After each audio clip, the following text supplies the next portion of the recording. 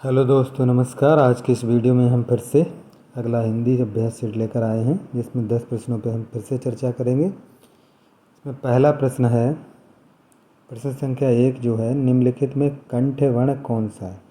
कंठ वर्ण का मतलब जो हमें बोलने के लिए गले के लिए गले की आवश्यकता हो, गले से जो बोले जाते हैं या कंठ से जो बोले जाते हैं, उनमें ये पूछ रहा है कि कौन सा इसमें कंठ वर्ण है। कंठ वर्ण है अ। आइए कंठ वर्ण है अ। तो कंठ वर्ण में अ, आ, आह, क, ख, ग, घ, ङ और ह ये आते हैं कंठ वर्ण में। सब में गले की बोलने के लिए गले पे प्रेशर पड़ रहा है। निम्नलिखित में से रूढ़ शब्द कौन सा है। रूढ़ शब्द, रूढ़ का शब्द मतलब जो सिंपल शब्द होता है, जो किसी के योग से नहीं होता, सिंगल शब्द होता है, तो ये हो जाएगा नाक। नाक है रूढ़ शब्द। अब शब्द को देख लेते हैं। नाक रूढ़ी शब्द, रूढ़ या रूढ़ी शब्द है और बनावट के आधार पर शब्दों को 3 भागों में बांट सकते हैं, 3 भेदों में बांट सकते हैं। रूढ़ शब्द, रूढ़ शब्द कौन से होते हैं।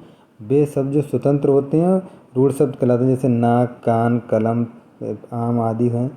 यौगिक शब्द जो शब्दों के योग से, जो 2 शब्दों के योग से बनते हैं, जो हमारे रूढ़ शब्द हैं उनसे मिलकर के बनते हैं, तो उन्हें यौगिक शब्द कहते हैं। जैसे छात्रावास, 2 शब्द हो गए, छात्र और आवास। विद्या का अर्थी, विद्यार्थी हो गया। दूध वाला, घुड़सवार, ये यौगिक शब्द हो गए। योग रूढ़ शब्द, जो शब्द 2 या 2 से अधिक खंडों के योग से बनते हैं, किंतु अपना सामान्य अर्थ, जो शब्द उनका अर्थ है, वो छोड़ देते हैं, उसके अलावा कोई विशेष अर्थ धारण कर लेते हैं, उन्हें योग रूढ़ शब्द कहलाते हैं। योग रूढ़ शब्द, यहाँ पे योग रूढ़ शब्द कहलाते हैं। जैसे पंकज किसे कहते हैं, कमल को।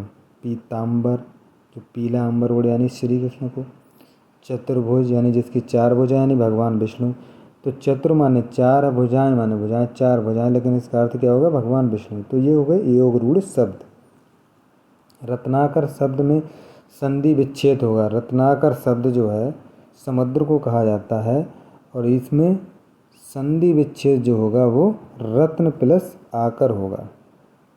और रत्न प्लस आकर, इसमें ह्रस्व और दीर्घ मिलकर के दीर्घ बना है, अर्थात ये दीर्घ संधि का उदाहरण है।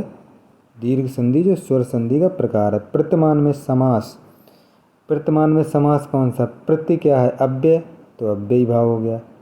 प्रति एक, प्रतिमान, इस तरह से ये अव्ययी भाव समास हो गया। परिक्रमा में उपसर्ग, परिक्रमा उपसर्ग जो होते हैं जो किसी शब्द के पूर्व में लगते हैं, उपसर्ग क्या लगते हैं, पहले, और बाद में क्या लगते हैं, प्रत्यय। जो प्रत्यय होते हैं वो बाद में लगते हैं और पहले उपसर्ग लगते हैं। तो परिक्रमा में उपसर्ग पूछ रहा, तो परिक्रमा उपसर्ग है परि। परि माने चारों तरफ होता है। तो पर उपसर्ग जो होते हैं वो शुरुआत में लगते हैं और प्रत्यय जो है वो बाद में लगते हैं। जैसे परिक्रमा में परि उपसर्ग, उपसर्ग किसी शब्द आदि प्रारंभ में जुड़कर उसके अर्थ में विशेषता या परिवर्तन उत्पन्न करते हैं। संस्कृत उपसर्ग परि का अर्थ होता है आसपास, चारों ओर या पूर्ण अतिशय होता है। इससे बनने वाले अन्य शब्द जैसे परिभ्रमण, परिधि, परिशीलन आदि होते हैं। अगला संख्या 6, निम्न में से कौन सा शब्द तत्सम है। तत्सम शब्द वे होते हैं जो सीधे सीधे संस्कृत से ज्यों के त्यों हमारी हिंदी भाषा में रख लिए गए हैं। तो ये आलस्य हो जाएगा। बाकी ये तीनों तद्भव शब्द हैं। तत्सम इसमें आलस्य है और इसका तद्भव होता है आलस।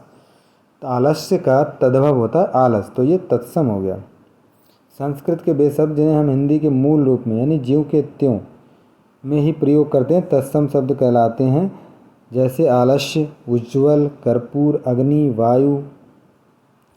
निम्न में से कौन सा शब्द तद्भव है। तद्भव का मतलब जो विकृत रूप है, जो विकृत रूप है उसमें तद्भव पूछ रहा, तो ये छत हो जाएगा। चूर्ण, छिद्र, ज्ञान, ये सब तत्सम हैं। छत, उज्ज्वला, कपूर, आग आदि।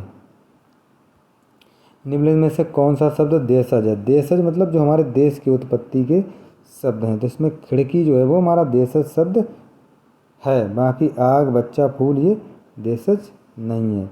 वे शब्द जिनकी उत्पत्ति का पता नहीं चलता, यानी वो अपने देश में उत्पन्न हुए हैं। जैसे खिड़की, खिचड़ी, लोटा, ठेठ, पगड़ी आदि। निम्न में से विदेशी शब्द कौन सा है। विदेशी शब्द इनमें से विदेशी शब्द जो है वो अमीर है, अमीर। अन्य देश की भाषा से आए हुए शब्द विदेशज कहलाते हैं, जैसे अमीर, ऑर्डर, लालटेन, हॉस्पिटल, अलमारी, आदमी। आदमी भी विदेशी शब्द है। निम्न में से संज्ञा शब्द है। संज्ञा किसी वस्तु, स्थान अथवा प्राणी के भाव या नाम को संज्ञा कहते हैं। तो नाम इसमें कौन सा है? संज्ञा। ये है गंगा। नीला जो होता है, अगर नीला रंग है तो ये नीला के आगे कोई शब्द लिखा हुआ है तो ये नीला संज्ञा में भी वैसे इस्तेमाल हो सकता है, लेकिन वैसे नीला विशेषण होता है। ये तीनों विशेषण हैं, 2, 3, 4 जो हैं ये विशेषण हैं, और हमारा ये गंगा जो है ये संज्ञा है।